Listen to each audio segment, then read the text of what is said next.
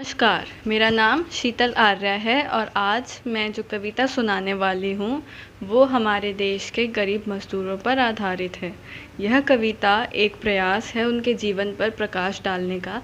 जैसा कि हम जानते हैं हमारे जो मज़दूर हैं वो अपने गांव, घर, परिवार, खेत खलिहान सब कुछ छोड़कर शहर आते हैं पैसा कमाने के लिए और अपनी दिहाड़ी में से, अपनी कमाई में से थोड़ा सा हिस्सा रख कर बाकी वो अपने घर भिजवा देते हैं।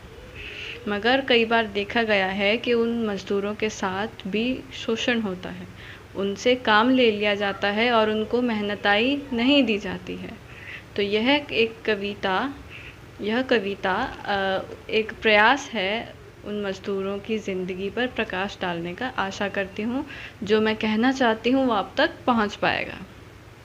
तो कविता कुछ यूँ है। मैं गरीब हूँ शायद इसीलिए मेरी आवाज़ दबती जा रही है। मैं गरीब हूँ शायद इसीलिए मेरी आवाज़ दबती जा रही है। गुलामियत में ये ज़िंदगी अब घिसती जा रही है। मैं गरीब हूँ शायद इसीलिए मेरी आवाज़ दबती जा रही है। गुलामियत में ये ज़िंदगी अब घिसती जा रही है। छोड़कर खाली खेत खलिहान मैं भी शहर को आया था।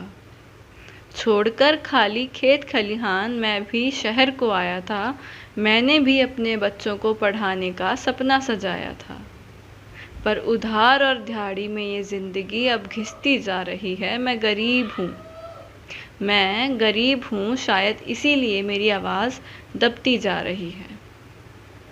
मेरी तरह बहुतों के माँ बाप गाँव में हैं, अकेले मगर खुश हैं कि उनकी औलाद कमाती है, हर महीने खर्चा भेजती है। पर असल में तो खुश रहने का हक सिर्फ अमीर को है। बंधुआ की मेहनताई खाने का हक सिर्फ अमीर को है।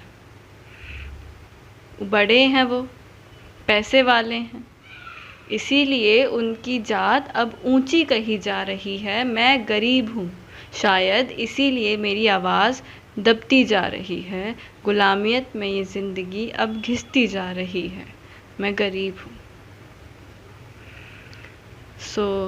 धन्यवाद। आशा करती हूँ आपको अच्छी लगी होगी कविता। नमस्कार।